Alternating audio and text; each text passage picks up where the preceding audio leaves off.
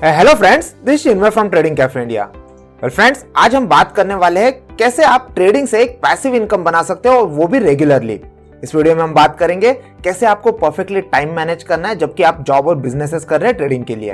At the same time हम money management के कुछ रूल जानेंगे। हम जानेंगे कैसे आप आपके ट्रेडिंग में कंसिस्टेंसी ला सकते हो और आगे जाके ट्रेडिंग को एक करियर की तरह चूज कर सकते हो। तो चलिए शुरू करते हैं इस वीडियो को।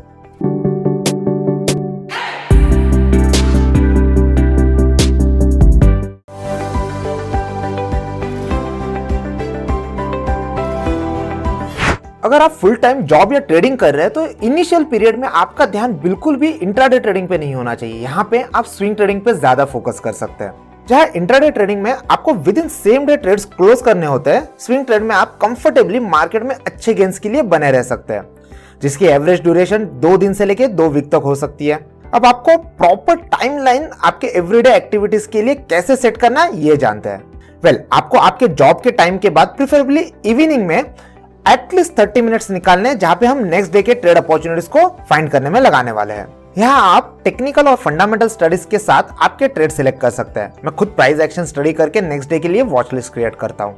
आप क्या कर सकते हैं, इवनिंग में जब भी आपको एक कंफर्टेबल टाइम मिलता है वहां पे आप आपकी स्टॉक स्टडीज कर सकते हैं और जो भी स्टॉक आपको नेक्स्ट डे और या फिर आने वाले 1 या 2 दिन में एक पर्टिकुलर लेवल के ऊपर ऐड करने हैं, बाय करने हैं, उन सारे स्टॉक की एक वॉच लिस्ट बना के वो आपके पास में रख सकते हैं। अब हर एक स्टॉक नेक्स्ट डे ही वहां पे मुंह नहीं देगा। आने वाले 1-2 दिन में अगर वो स्टॉक वहां पे मुंह देने वाला है, चांसेस अच्छे हैं कि आपकी वो पर्टिकुलर मूव मिस हो जाए। अब आपको क्या करना है, वहां पे आपको कुछ एप्स थ्रू अपने लेवल्स जो होते हैं वहां पे अलर्ट सेट करने हैं। समझिएगा, अगर मुझे लगता है कि भारतीय एयरटेल 550 लेवल के ऊपर में एक अच्छा खासा बुलिश मूव कर सकता है, यानी वो वहां से आगे एक अच्छा खासा अप रैली दे सकता है, अब मैं क्या करूंगा, वो 550 लेवल जो है वो भारतीय एयरटेल में अलर्ट के तौर पे सेट करके रखूंगा। अगर दोस्तों आप जाने तो मनी कंट्रोल, जीरोधा का सेंटिनल, वी बुल या इन्वेस्टिंग जैसे फ्री साइट्स है, वहां पे आप ये प्रॉपर लेवल्स जो है ये अलर्ट के थ्रू सेट कर सकते हैं। अब जब कभी अगले आने वाले 1 या 2 दिनों में मार्केट उस लेवल पे आ जाता है, वो स्टॉक उस लेवल पे आ जाता है, वहां पे आपको अलर्ट आ जाएगा। अब आप क्या कर सकते हो, आप 5 मिनट के लिए आपका रेगुलर वर्क है वहां पे ब्रेक ले लीजिएगा। यहाँ पे आप टोटल मार्केट कंडीशन देख के समझ के वहां पे ट्रेड इनिशिएट कर सकते हैं। यहाँ आपको जो सबसे ज्यादा ध्यान में रखना है वो है प्रॉपर रिस्क मैनेजमेंट और मनी मैनेजमेंट, जिसके बारे में हम नेक्स्ट सेगमेंट में बात करने वाले हैं।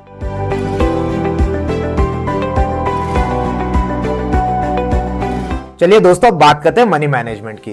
इन 1930s 1940s के जमाने में यूएस मार्केट में mister Jesse Livermore was a very good well known trader. अगर मैं बात करता हूं पर डे उनके ट्रेड जो प्रॉफिट लेते थे वो मिलियंस में होते थे। अब उस जमाने में $1 मिलियन की वैल्यू बहुत ज्यादा होती थी।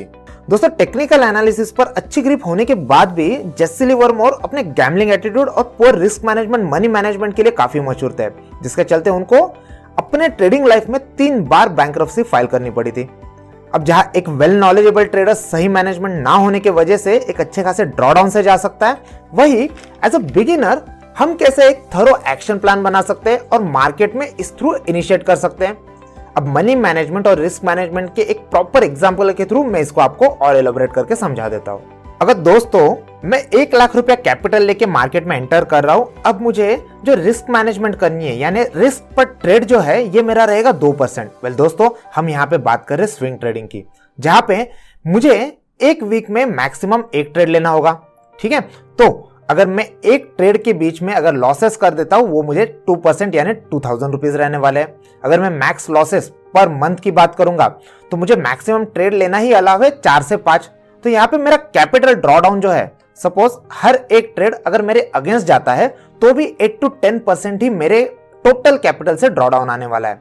अब जहां पे मार्केट सर्वाइवल की हम बात करेंगे, इस तरीके से अगर मार्केट में आपका कैपिटल कम हो रहा है फिर भी आप 1 साल तक आराम से मार्केट में बने रह सकते हैं। यहाँ इनिशियली आपको यह जानना बहुत जरूरी है कि मार्केट में आप जितना वक्त गुजारते हैं उतना ही आपका प्रॉफिटेबल ट्रेडर बनने के चांसेस बढ़ जाते हैं। सो इनिशियली ह्यूज प्रॉफिट्स पे फोकस ना कीजिएगा, वहां अपना कैपिटल प्रिजर्वेशन बहुत इंपॉर्टेंट है। अगर वो आप कर लेते हैं तो ट्रेडिंग में आपको ग्रिप मिलनी स्टार्ट हो जाती है। डेफिनेटली इसके बाद में आप आपका कैपिटल भी ज्यादा से ज्यादा बढ़ा सकते हैं, यानी आप स्केल अप कर सकते हैं।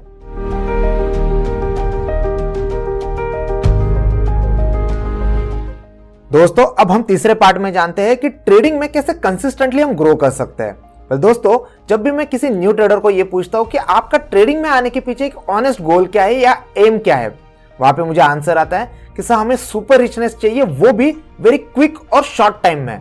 देखिए दोस्तों, मार्केट में बड़े प्रॉफिट्स होना बड़ी बात नहीं है या फिर वो नामुमकिन भी नहीं है, लेकिन उनको कंसिस्टेंटली बना के रखना यानी बड़े प्रॉफिट रेगुलरली बनाना डिफिकल्ट हो जाता है इनिशियल फेज में।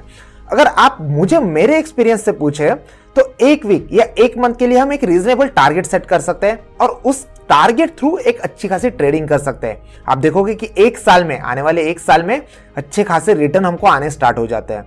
जब टारगेट स्मॉल और हाई प्रोबेबिलिटी वाले हो तब उनमें अच्छी खासी कंसिस्टेंसी बन जाती है। जहां आपको यह बात समझ आएगी वही आप कंपाउंडिंग के साथ अच्छे बड़े गोल्स भी अचीव कर सकते हैं। तो दोस्तों proper time and money management, risk management के साथ में, इन शॉर्ट एक वेल डिफाइंड प्रोसेस के साथ हम आगे बढ़ सकते हैं। डेफिनेटली वहां पे कंसिस्टेंसी अचीव कर पाएंगे।